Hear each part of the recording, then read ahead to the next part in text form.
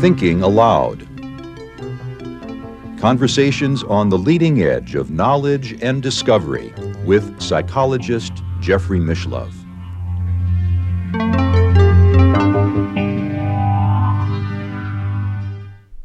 Hello, I'm Jeffrey Mishlove. Today, we're going to explore the relationship between the erotic, the esoteric, and religion.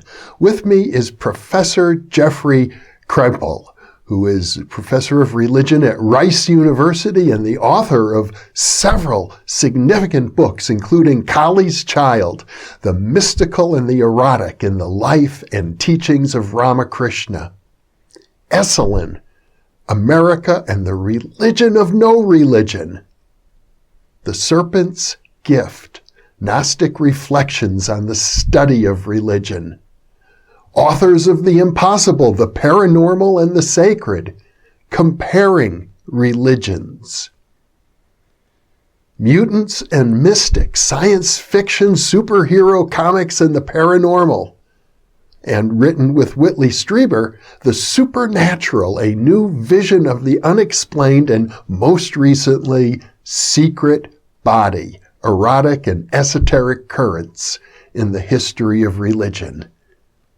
Once again, this is an interview conducted via Skype, so I'll switch over now to the Skype video. Welcome, Jeff. It's a pleasure to be with you. Yeah, and likewise. We got two Jeffs here. Yeah. I'll remember which one I am. Okay, I'm not sure I will. Let's go ahead anyway. Okay. Well, you've written this magnificent book, Secret Body, which is an English translation of the phrase corpus mysticum. And in it, you're talking about your whole career as a scholar of the history of religion and how it seems so important to you to focus on two topics that are probably the most taboo in academia, the paranormal and the erotic. Right. So, yeah, I spent the first really 25 years of my search, actually, and my career thinking about the relationship between mysticism and eroticism. So that was really all I did for a quarter of a century. And then I felt like I had answered those questions, at least to my own satisfaction. And I moved into other questions, which really revolved around the relationship between mind and matter, and looking at paranormal phenomena as guideposts or suggestions about how to think about that. And so Secret Body, which comes really, 13 years later, is a way of trying to put those two halves of my thought together. And, I think sometimes it works and sometimes it doesn't. But that's really what the book was about, is trying to make sense of myself, but also trying to relate these two halves of my obsessions. Well, it strikes me that not only are these two halves, the esoteric or paranormal and the erotic, both highly taboo, particularly in academia, but to me, they represent opposite poles of some sort of a spectrum. On the one hand, you have the carnal, and on the other hand, you have the very spiritual, or the idea of at least consciousness separate from the body. Yeah. So in the first half of my work, I'm really trying to look at the relationship between sexual experience and mystical experience, which are those two halves again.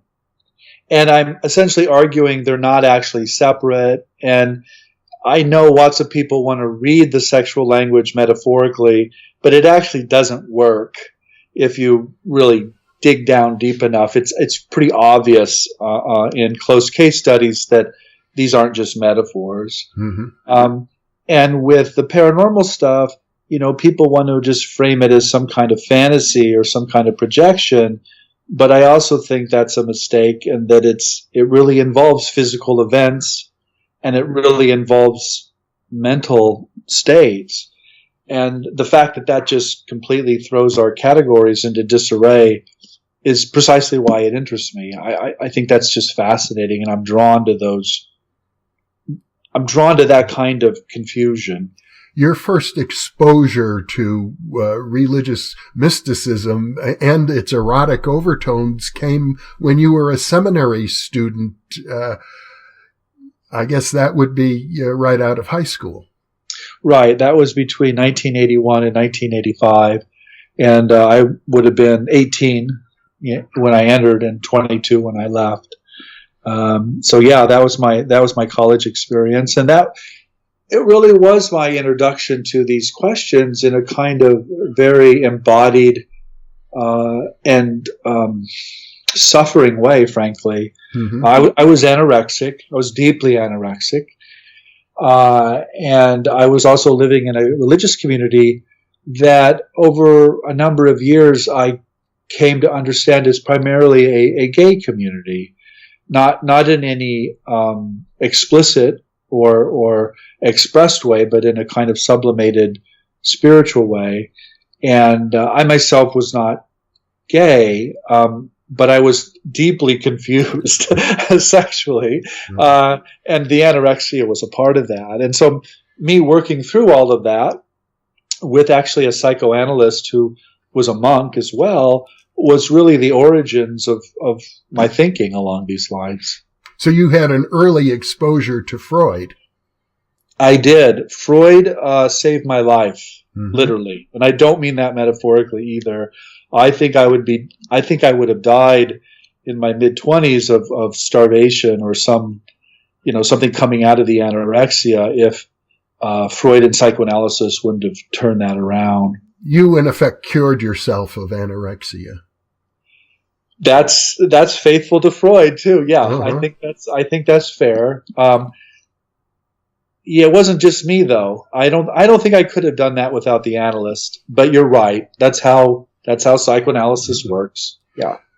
And Freud had a lot of ideas both about the erotic and about the esoteric and about mysticism. Right. Freud was actually fascinated by religion in general and was much more sympathetic to mysticism than people realize. One of my colleagues here at Rice is Bill Parsons, who really is the guy who showed us that Freud was deeply, deeply impacted by this French writer named Romain Rolland. And Rolland was himself an open mystic, had been raised Catholic, had really left Catholicism, and had developed a kind of worldview, I think, that we would now call spiritual but not religious. But himself was deeply mystically inclined, and he wrote Freud after Freud wrote The Future of an Illusion and was a big fan of Freud, and they became very, very close. And Rolland tried to teach Freud about the mystical, and of course Freud taught Rolland about the human psyche, and they were dear, dear friends. Freud adored him and was very humble about what he knew and didn't know about mystical experience. And yet people today think of Freud and mysticism as the notion of a return to the oceanic state of the infant, as sort of a regression, not a state of transcendence. Well, that was part of what Freud thought. I mean, that's fair to that part of Freud. That certainly is fair. But there was this whole other part to Freud that he acknowledged that Rolland had a set of experiences that he didn't have. And as he said, I don't have ears for that kind of music, but he acknowledged that other people do. So I think Freud is more complicated. I don't want to portray him as some kind of hero of the mystical. He wasn't, but that's also not why he saved me, by the way. You know, I think with all great thinkers, we can acknowledge their greatness without signing our names to the absolute truth of everything they said and thought, which is just silly. It's just silly. And I think Freud is one of those people who just so shaped our modern world and in such powerful ways that we are foolish to ignore that. Mm-hmm. Well, after your time at the seminary, you became a scholar and you began exploring the tantric tradition of India, and in particular the life of the 19th century Hindu saint Ramakrishna.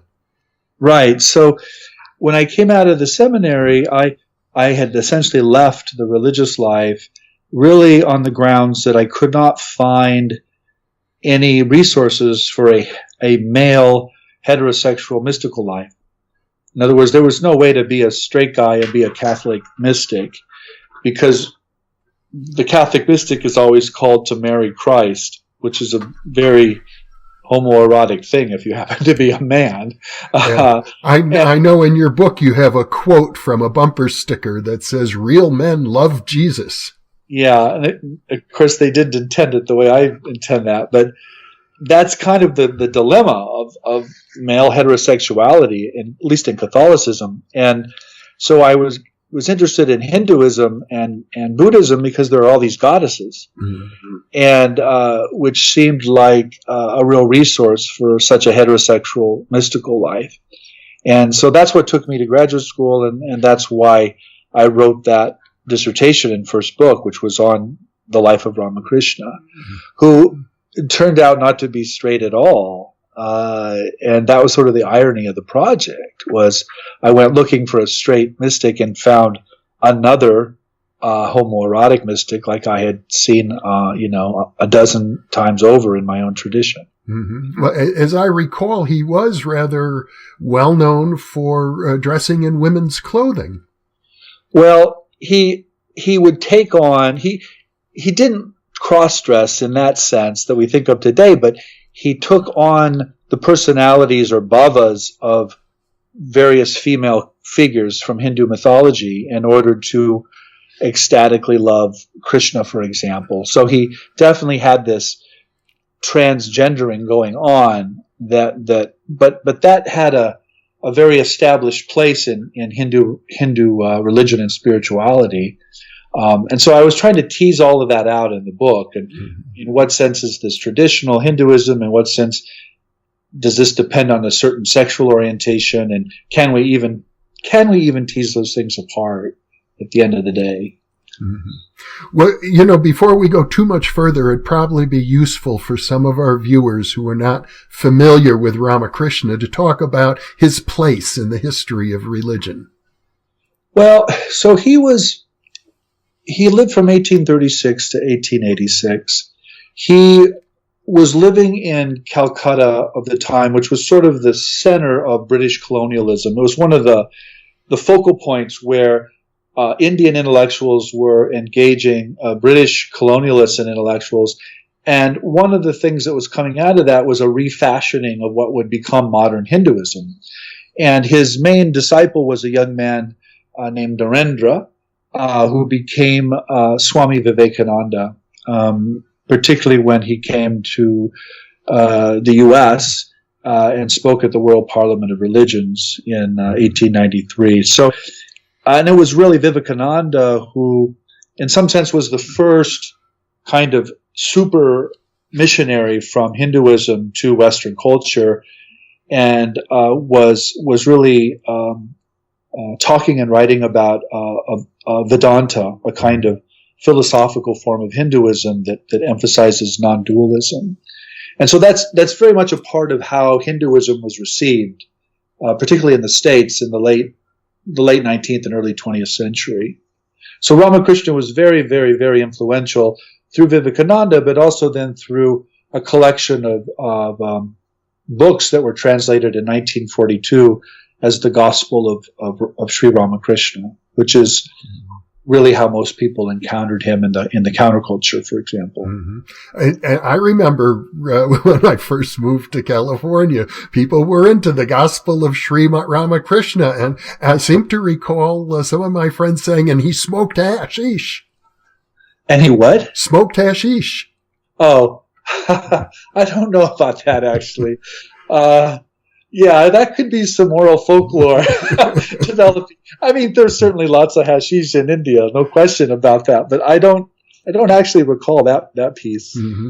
Well, while you were in India, working on the study of the tantric traditions there and Ramakrishna, you yourself had a very profound experience. Right. So I was working on a form of Hinduism called Shakta Tantra. And this is a tantric tradition, very, very influential in West Bengal. It focuses around the goddess Kali, and it involves this, the presence of something called Shakti, which is a kind of mystical energy that's also conscious. And it was the fall of 1989, and it was during a festival called Kali Puja, which is a series of days dedicated to the worship of Kali. And during that festival, I woke up one morning and I couldn't move. I was paralyzed. And while I was trying to figure out what had happened, this energy came out of me, or came out of the room, or came out of somewhere, and started to engage me in all of these really profound ways. And that I thought I was being electrocuted, actually. I thought I was dying, maybe having a heart attack. It wasn't clear. And then at one point, these energies they sort of imploded right into the heart region, and I had this kind of classic out-of-body experience. And then struggled for some time to try to get back into my body. And when I got back into the body, I felt this Shakti. I felt this conscious energy that was kind of coursing through me. And that was really the inspiration for the dissertation in the book. I mean, it's called Kali's Child because of that experience of being invaded or possessed or radiated by the goddess's Shakti. Mm-hmm. Now, this experience has now happened several decades ago. It obviously still seems to be with you in many ways. Well, of course, after it happened, for years after it happened, I thought that the whole point of it was to somehow arrive at some correct interpretation of it, or to get it back. Mm-hmm. And I wrote book after book after book trying to figure out what this thing was, or this presence was, until, a few years ago, I came to the conclusion that the point of that event was actually all the books that I wrote. That there was no single interpretation of it. It had no single meaning. That it was designed to be a kind of paradox, and that it was designed to set me on all of these paths that I later went down. So I see it now as sort of infinitely meaningful, mm-hmm. and not placeable, mm-hmm. not definable in any clear or final sense.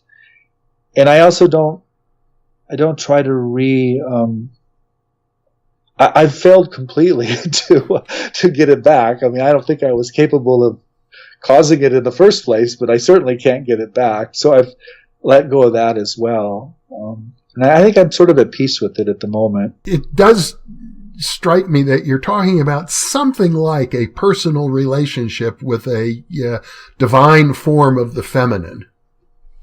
Certainly in that case, absolutely. Yeah. And remember, I was in search of a heterosexual mysticism, so you need a divine feminine, right? Yeah. to do that. So I think that's fair. Mm-hmm. I think that's fair. And later on in your career, you co-authored this book with Whitley Strieber on the supernatural. And what you emphasize, I think, is that Whitley's experience with what he called the visitors also resonated with this idea of a personal relationship with something akin to the divine feminine. Well, not only that, I mean, when I listen to Whitley and when I look at the artwork that comes out of that, I mean, I see Hindu goddesses, I see Tantra, Mm-hmm.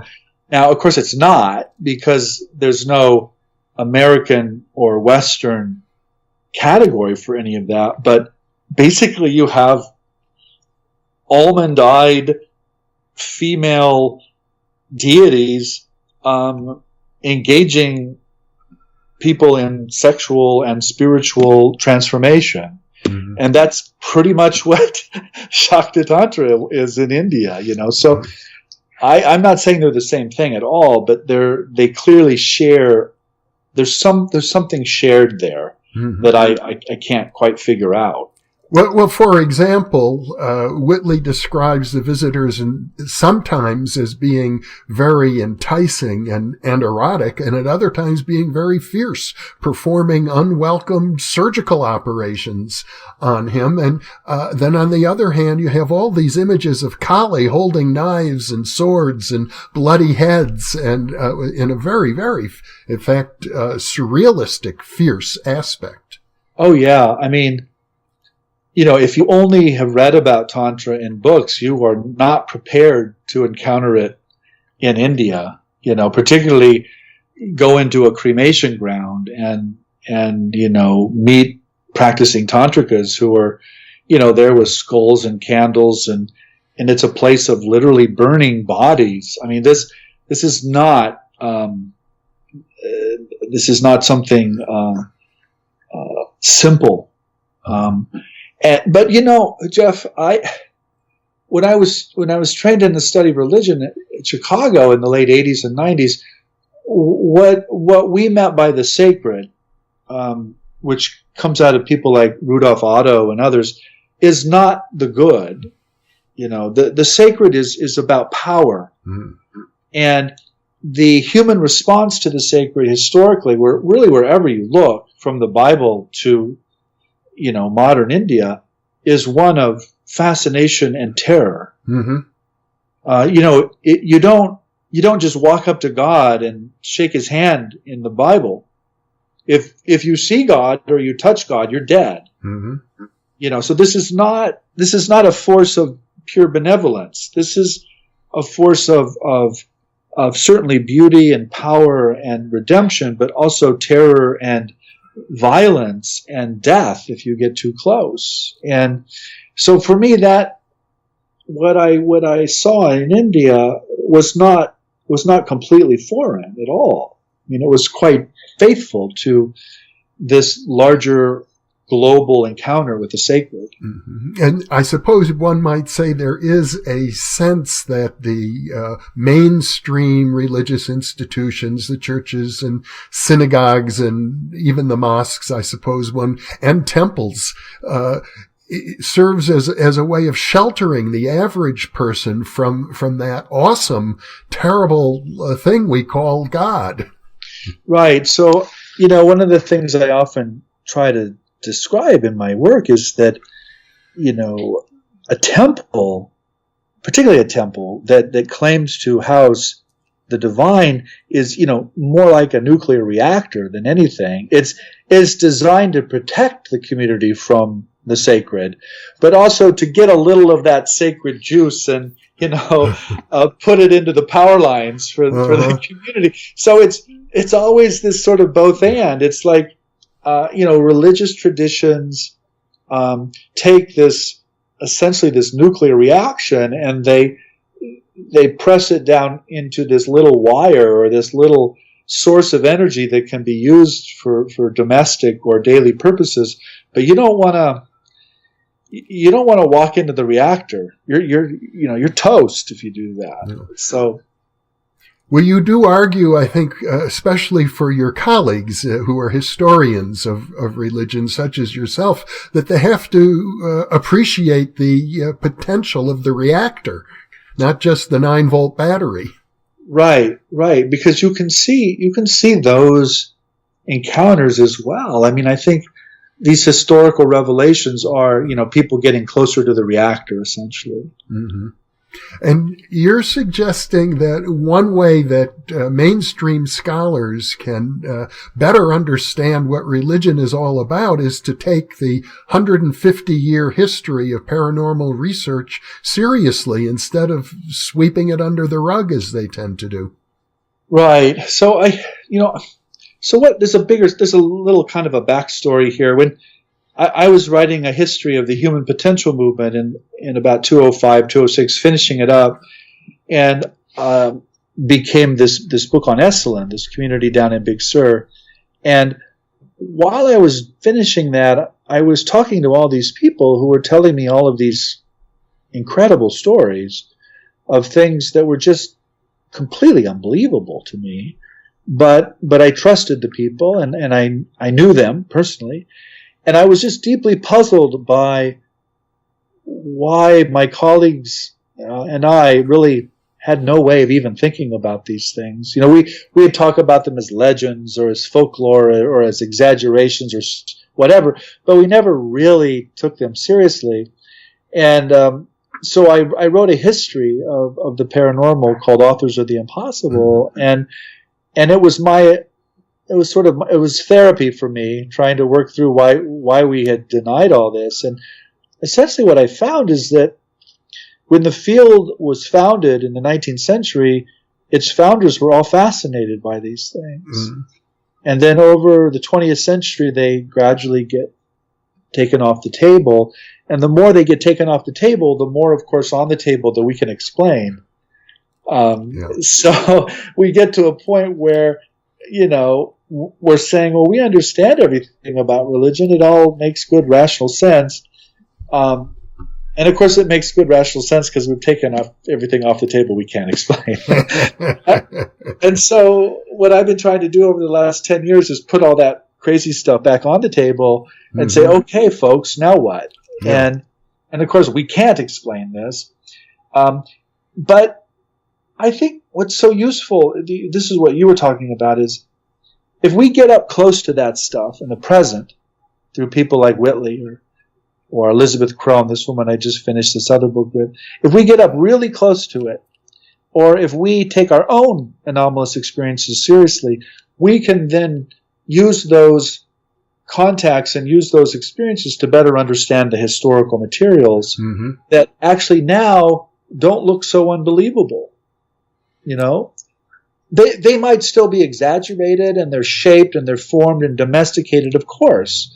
But at the origin of them, I think we can often find the same sorts of experiences that are all around us today in people reporting things like near-death experiences and apparitions of dead loved ones and UFO encounters and, you name it. It's all here in the present, just as it was in the past.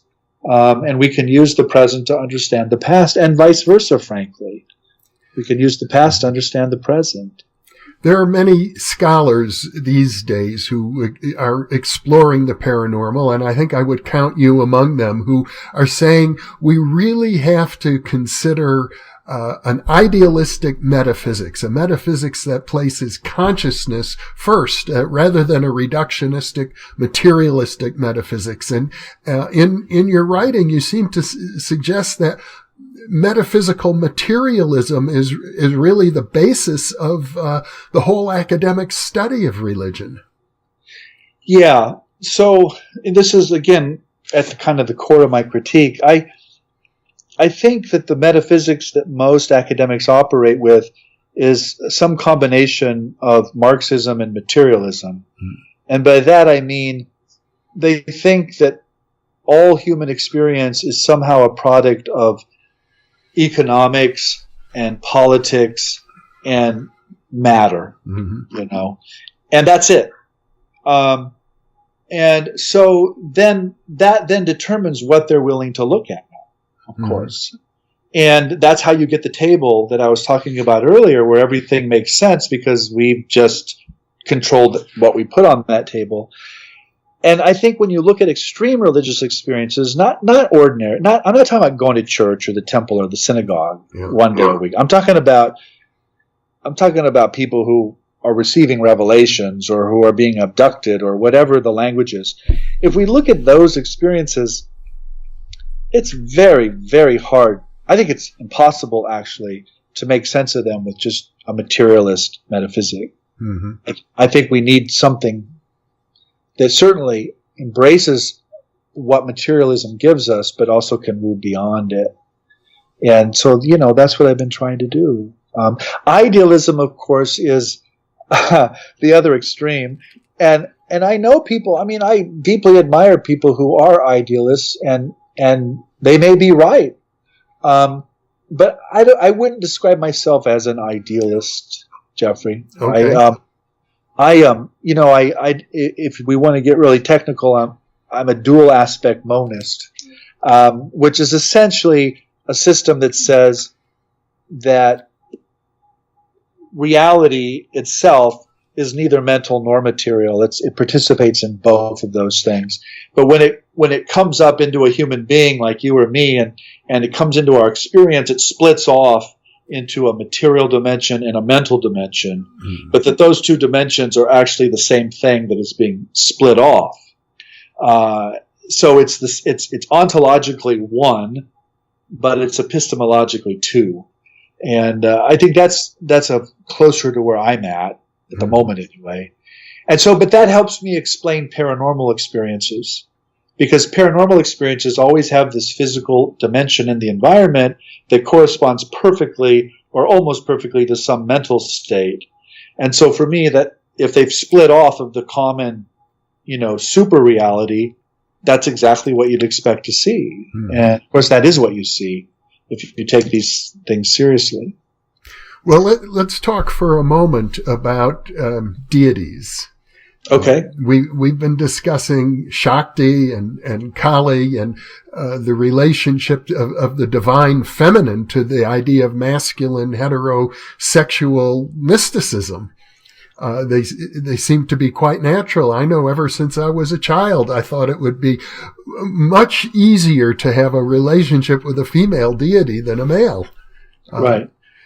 And Whitley Strieber is an interesting figure because he now is writing about experiences that go back for decades in which he has had encounters, and it's still not clear to me whether to the extent to which you could call these encounters physical or to the extent in which they might be metaphysical or even fantasy.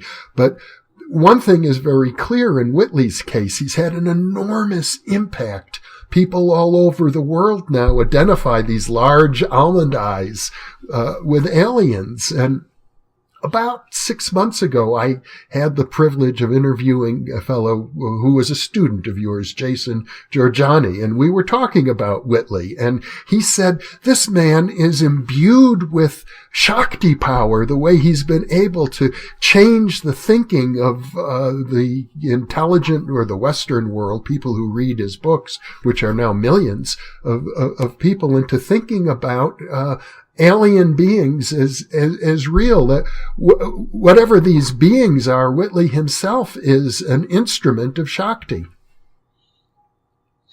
Right. So I wouldn't disagree with that. I mean, that's a mythical way of talking about Whitley, of course, but I think these experiences lend themselves almost by force or willy-nilly to mythical ways of speaking. I mean, the way I think of Whitley, whom I know very well and admire profoundly, is he's a shaman essentially.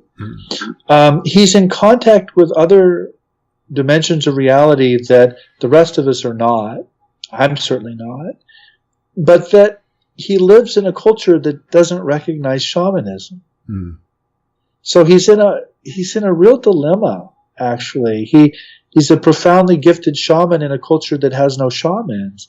And so he tends to be seen as a crank or someone who's making this up. This is what his critics would say. And he's not. He's not making this up. These things really happen to him. And he's trying his best to express to us what he is experiencing. And he does that both through fiction and nonfiction. But, he's really working against the grain of this kind of scientistic culture we all live in. So that's how I would understand someone like Whitley Strieber. It's been over half a century now since Carl Jung wrote his book on flying saucers, in which he suggested that the flying saucer phenomena is really, we're witnessing the birth of a religious movement, and I think you've taken it that way. Yeah. So I just taught Jung's book, actually.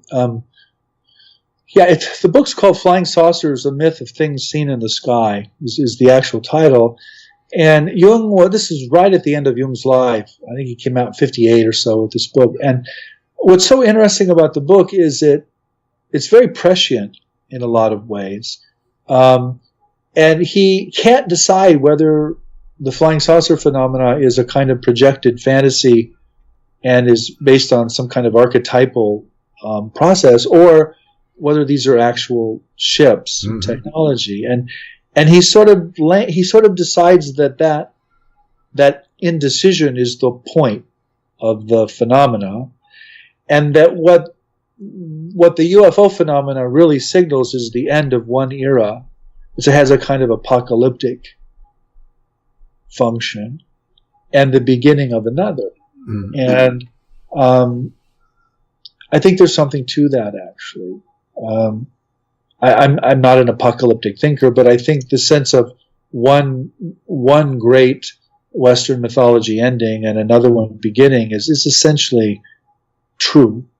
And I think that was really behind a lot of Jung's thinking, and a lot of his thought, actually. Well, many other great thinkers have suggested as much. I've been very influenced by the writings of Pitirim Sorokin at Harvard, who suggested that we're witnessing the end of an age that started in the Renaissance 500 years ago, and it sort of played itself out, and something new is trying to be born, but in the meantime, things are going to be very chaotic. Yeah, things don't end nicely, usually. Well, this has been a fascinating conversation. I know we're just scratching the surface, however.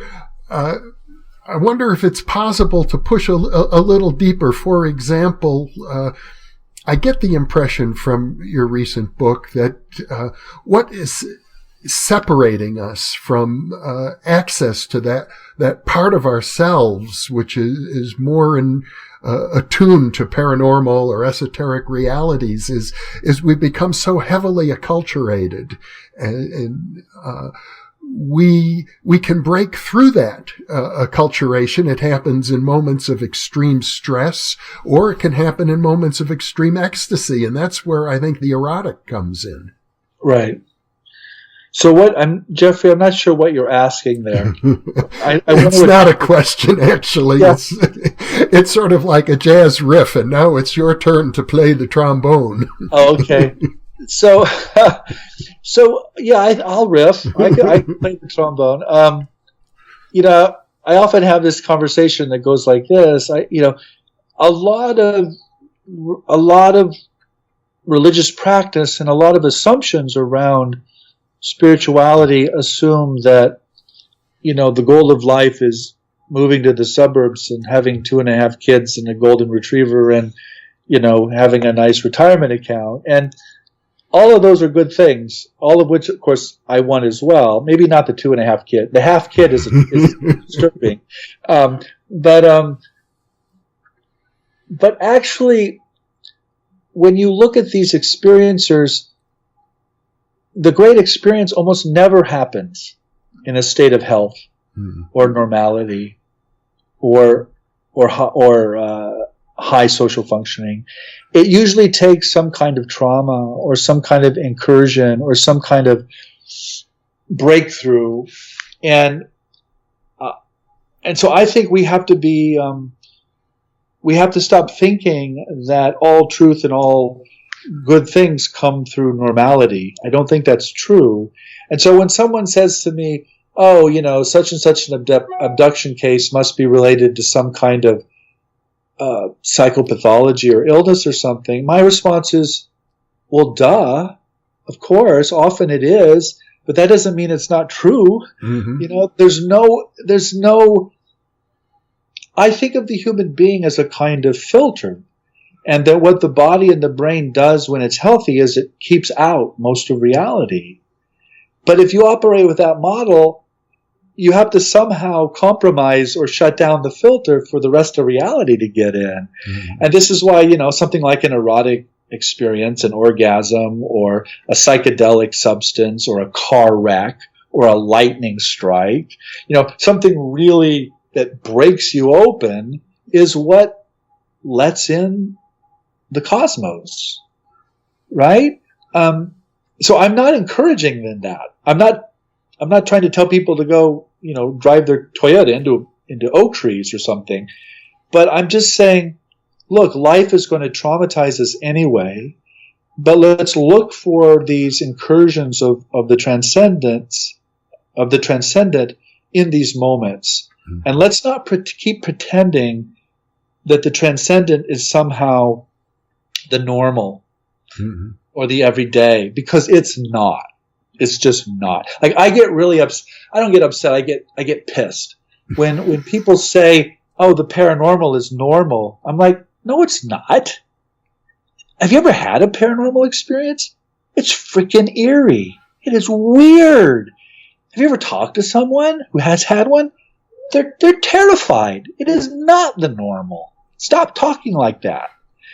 So this is kind of what I'm trying to get at is if we can have bigger imaginations and bigger hearts and not keep pretending that God or the transcendent or whatever our language is compatible with our everyday ordinary functioning, I think we'll be much better off, actually. Mm-hmm. And we'll understand ourselves better. Well, that seems to be the key point. It's about understanding ourselves, because I think at the end of the day, you maintain, and I would agree whether you maintain this or not, I would agree, but the point you're saying is that this awesome, terrifying experience of God is also an experience of ourselves. Yes, I am saying that. I have never encountered a religious experience that was not the religious experience of a human being. Ever. So to me, that the most accurate thing you can say about God or any religious deity or state is that it is somehow related to what we call the human being. And the human being is not what we think it is. I think that's the flip side here, is that we are way weirder than we put on. We're all Superman or Superwoman, and we just think we're Clark Kent, but we're not, or we are. We're both of those things. Mm-hmm. And this is sort of the beginning of our conversation. Yeah. That's sort of my point is, no, actually we're both. But usually we're just aware of the ordinary self, mm-hmm. of the ego. But sometimes that gets, Superman shows up. Mm-hmm. And if it shows up at the right time and place, it can change your life. Totally. Completely and instantly. Yeah. This is not to press a book, but I just finished this book. It's called Changed in a Flash. I wrote it with Elizabeth Crone, and that's the whole point of the book is actually you can be changed just like that, in an instant. She had a near-death experience, I believe. Takes a lightning strike in this case. Yeah. I don't again encourage, but it happened to Elizabeth, mm-hmm. and it happens to people all the time. Mm-hmm. Well, Jeffrey Kripal, it's been a real pleasure having this conversation with you. I'm delighted to be able to share it with our viewers, and I look forward to future opportunities to do this again. Great. I'm happy to have those conversations.